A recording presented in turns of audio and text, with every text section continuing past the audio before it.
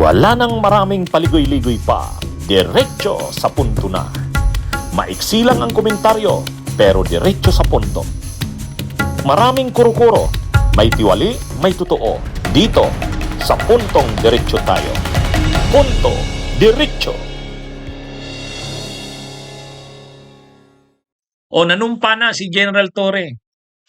Mga kabunyog, nanumpa na bilang officially, formally, ano na siya, General Manager ng MMDA, Metro Manila Development Authority. Actually, inanunsyo na yan nakaraang mga linggo. Inanunsyo na yan. Anong comment natin diyan? Ang comment natin, hindi lang dapat GM ang pwesto diyan ni General Torre. Dapat siya ang chairman ng MMDA. Ang MMDA kasi, Metropolitan Manila Development Authority, ang pinaka-hepe niyan, ang chief niyan, ang pinaka-pinuno niyan, chairman. Ang mga naging chairman dati ng MMDA, si Binhor Abalos, 'di ba, panahon ni PBBM, bago tumakbo sa Senado. Hindi, panahon, kanino ba si Abalos? Bago naging DILG, naging chairman ng MMDA si Abalos, panahon ni Duterte. Panahon ni Duterte si Abalos. Pagkatapos ni Abalos si Tolentino. Francis Tolentino. Panahon, kanino ba yan? Panahon ni Pinoy. Tama, panahon ni Pinoy. Anyway, medyo nalilito ako. Pero yan ang mga yan. Si Binhor Abalos, naging MMDA chairman. Si Francis Tolentino. Nung mga panahon pa ni Gloria, yung yumaong Bayani Fernando. Yan ang mga kilalang naging chairman ng MMDA. Bayani Fernando, Binhor Abalos, Francis Tolentino. Kaya, pag hepe ka, pag MMDA chairman ka, ikaw talaga ang in command. Ikaw yung hepe niyan. Ikaw yung pinakapinuno niyan. Ngayon, itong pwesto ni General Torre, hindi ito chairman General Manager. GM. Pangatlo lang yan sa mga pwestong matataas na pwesto. May vice chairman pa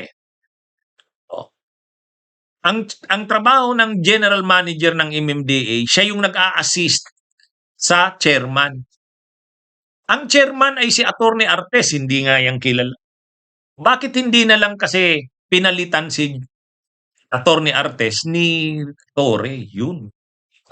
Yun ang dapat. Talagang buong-buo yung ito kasi parang nakaka-insulto to kay Torre. Ginawa, dati kang PNP chief. Bago siya naging PNP chief, CIDG chief. Tapos PNP chief, 4-star general. Hindi naman siya lumaban sa administrasyon. Nung inalis siya bilang PNP chief, sumunod siya.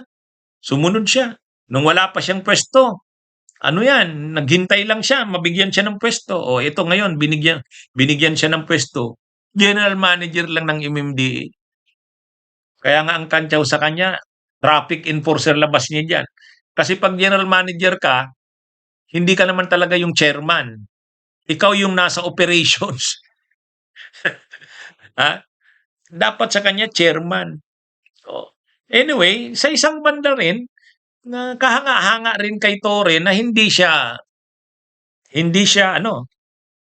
pumili ng posisyon.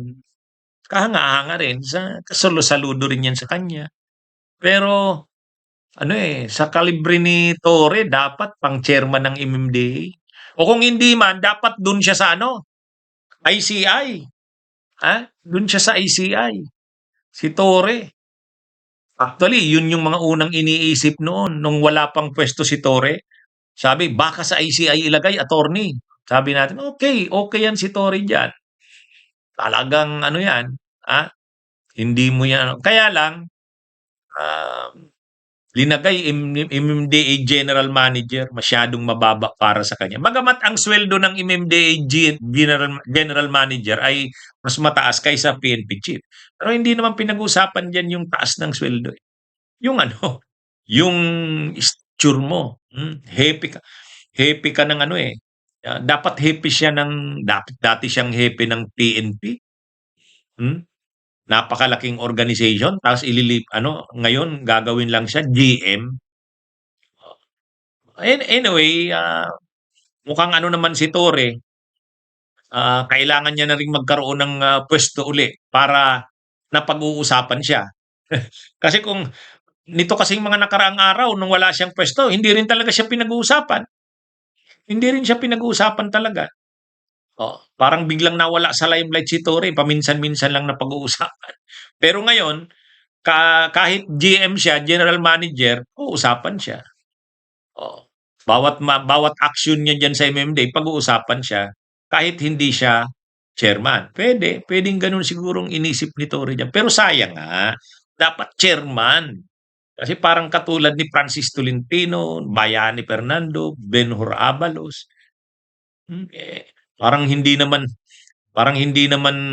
commensurate ang binigay ni PBBM na pwesto kay Torre. Samantalang grabe ang ginawa ni Torre sa administrasyon niya, pag-aresto kay Kibuloy, pag-aresto kay Duterte. Ah, anyway, abangan natin kung anong mangyayari kay Torre diyan. Pero yun nga, ah, ayan, sumumpa na siya. Ano yan, ibig sabihin, tinanggap niya na kung anong ibinigay sa kanya, yun ay. Ayaw niya namang makipagmatigasan sa administrasyon kaysa naman sa hindi siya bigyan ng pwesto. Pero yun nga, sayang. Mas maganda sana chairman. O kaya sa ICI siya. Kasi ngayon, ang hina ng ICI, sirang-sira eh. Pero kung doon siya linagay, biglang kahit nag-resign na yung mga members or commissioners ng ICI, nag-resign si Singson sa Kasipardo, pag linagay mo si Torre doon, bawi ka agad. Bawi ka agad. O, di ba? O, kahit nag-resign si Singson sa Kasipardo, pag linagay mo doon si Torre, biglang babawi yan. Mapapalakas uli yung ICI. Hindi na yan masasabing wala namang silbi. Kasi si Torre, linagay mo sa ICI. Di ba? Yun sana eh. Kaya lang, wala naman tayong impluensya dyan. Desisyon naman yan ng presidente. Pero yun lang, yung ating lang masasabi. Okay, mga kabunyog mga kababayan, magandang araw sa inyong lahat. Mabuhay po tayo. Bunyog, bunyog, halikan na kasama ka.